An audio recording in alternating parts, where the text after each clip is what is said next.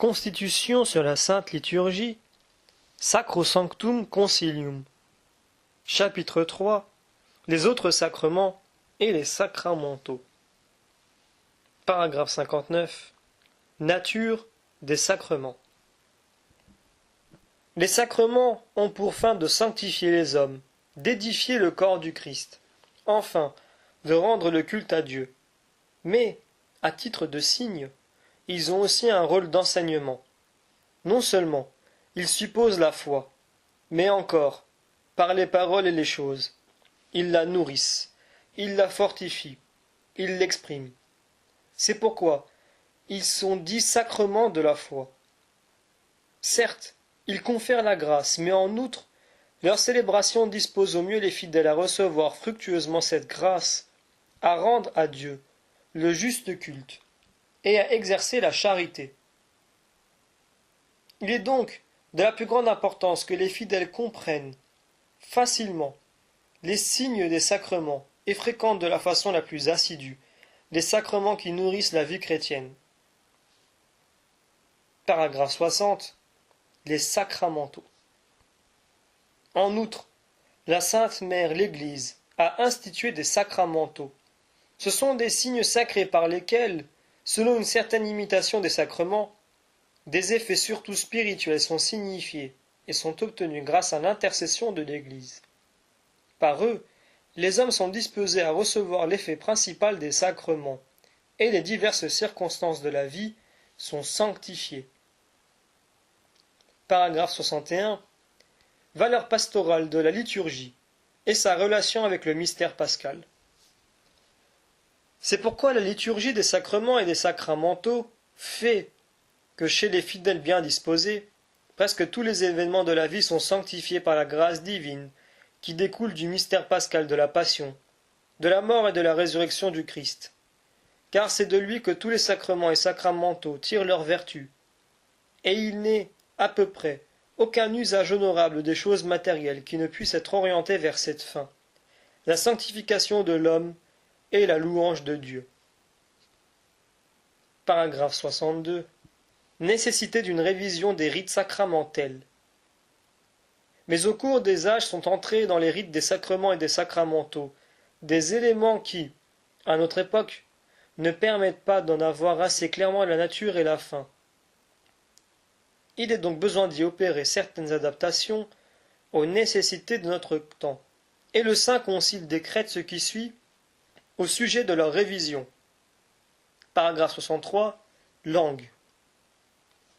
Puisque assez souvent dans l'administration des sacrements et des sacramentaux, l'emploi de la langue du pays peut être d'une grande utilité auprès du peuple, on lui donnera une plus large place selon les règles qui suivent. Partie A. Dans l'administration des sacrements et des sacramentaux, on peut employer la langue du pays, conformément à l'article 36. Rituel romain et rituel particulier. Petit b.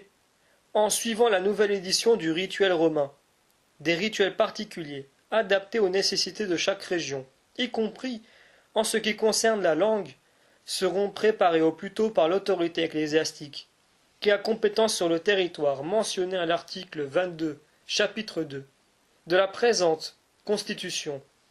Et, une fois les actes révisés par le siège apostolique, ces rituels seront employés dans leurs régions respectives, dans la composition de ces rituels, ou de ces recueils particuliers de rites. On n'omettra pas les instructions mises en tête de chaque rite dans le rituel romain, qu'elles soient pastorales ou rubricales, ou bien qu'elles aient une importance particulière au point de vue social. Paragraphe 64. Le catéchuménat. On restaurera le catéchuménat des adultes, distribué en plusieurs étapes, dont la pratique sera soumise au jugement de l'ordinaire du lieu. On obtiendra ainsi que le temps du catéchuménat, destiné à une formation appropriée, puisse être sanctifié par des rites sacrés, dont la célébration s'échelonne dans le temps. Paragraphe 65. Dans les pays de mission, outre les éléments d'initiation qui appartiennent à la tradition chrétienne, il sera permis d'admettre ces autres éléments d'initiation, dont on constate la pratique dans chaque peuple, pour autant qu'on peut les adapter aux rites chrétiens, conformément aux articles 37 à 40 de la présente Constitution. Paragraphe 66. Révision des rites du baptême. On révisera le double rite pour le baptême des adultes, le plus simple et le plus solennel, celui qui tient compte du catéchuménat restauré, et on introduira dans le missel romain une messe propre lors de l'administration du baptême. Paragraphe 67. On révisera le rite pour le baptême des enfants et on l'adaptera à la situation réelle des tout-petits. En outre, le rôle des parents et des parrains, ainsi que leurs devoirs, seront mieux mis en évidence dans le rite lui-même. Paragraphe 68. Dans le rite du baptême, ne manqueront pas les adaptations à employer au jugement de l'ordinaire du lieu, pour le cas d'un grand concours de candidats au baptême. On composera en outre un rituel bref, dont puissent user principalement les catéchistes en pays de mission et généralement, en cas de danger de mort, les fidèles, lorsqu'il n'y a là ni prêtre ni diacre. Paragraphe 69. Au lieu du rite appelé rituel pour supplier sur un enfant baptisé les cérémonies omises, on en composera un nouveau, où il soit indiqué de façon plus claire et plus appropriée que cet enfant, baptisé auparavant avec le rite bref, a déjà été reçu dans l'Église. De même, pour ceux qui, déjà baptisés validement, se convertissent à la religion catholique, on composera un nouveau rite pour signifier qu'on les admet dans la communion de l'Église. Paragraphe 70. On peut bénir l'eau baptismale, en dehors du temps pascal, dans le rite même du baptême, avec une formule plus brève, qui sera approuvée. Paragraphe 71. Révision du rite de la confirmation. Le rite de la confirmation sera révisé aussi, pour manifester plus clairement le lien intime de ce sacrement avec toute l'initiation chrétienne. Aussi est-il convenable que la rénovation des promesses baptismales précède la réception du sacrement. La confirmation, selon l'opportunité, peut être conférée au cours de la messe. Pour ce qui est du rite célébré hors de la messe, on préparera la formule à employer en guise d'introduction. Paragraphe 72. Révision du rite de la pénitence. Le rite et les formules de la pénitence seront révisés de façon à exprimer plus clairement la nature et l'effet du sacrement. Paragraphe 73. Révision du rite de l'onction des malades. L'extrême onction, qu'on peut appeler aussi et mieux l'onction des malades, n'est pas seulement le sacrement de ceux qui se trouvent à la dernière extrémité. Aussi, le temps opportun pour le recevoir est déjà certainement arrivé lorsque le fidèle commence à être en danger de mort, par suite d'affaiblissement physique ou de vieillesse. En dehors des rites séparés de l'onction des malades et du viatique, on composera un rituel continu selon lequel on conférera l'onction aux malades, après la confession et avant la réception du viatique. Le nombre des onctions sera adapté aux circonstances, et les oraisons qui appartiennent au rite de l'onction des malades seront révisées pour correspondre aux diverses situations des malades qui reçoivent le sacrement. Paragraphe 76. Révision des rites du sacrement de l'ordre. Les rites des ordinations, soit quant aux cérémonies, soit quant au texte, seront révisés. Les allocutions de l'évêque au début de chaque ordination ou consécration peuvent se faire dans la langue du pays. Dans la consécration épiscopale, il est permis à tous les évêques présents d'imposer les mains. Paragraphe 77. Révision du rite du mariage. Le rite de célébration du mariage qui se trouve dans le rituel romain sera révisé et enrichi pour signifier plus clairement la grâce du sacrement et souligner davantage les devoirs des époux. Si en certaines régions, on utilise dans la célébration du mariage d'autres coutumes et cérémonies dignes d'être approuvées, le Saint Concile souhaite beaucoup qu'on les garde complètement.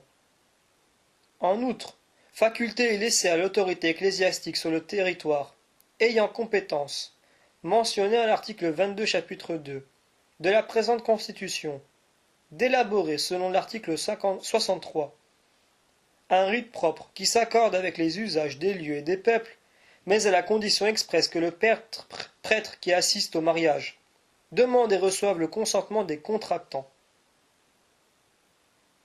Paragraphe 78. Le mariage sera célébré ordinairement au cours de la messe, après la lecture de l'Évangile et l'homélie, avant la prière des fidèles. L'oraison sur l'épouse, amendée de façon à souligner que les deux époux ont des devoirs égaux de mutuelle fidélité, peut se dire dans la langue du pays.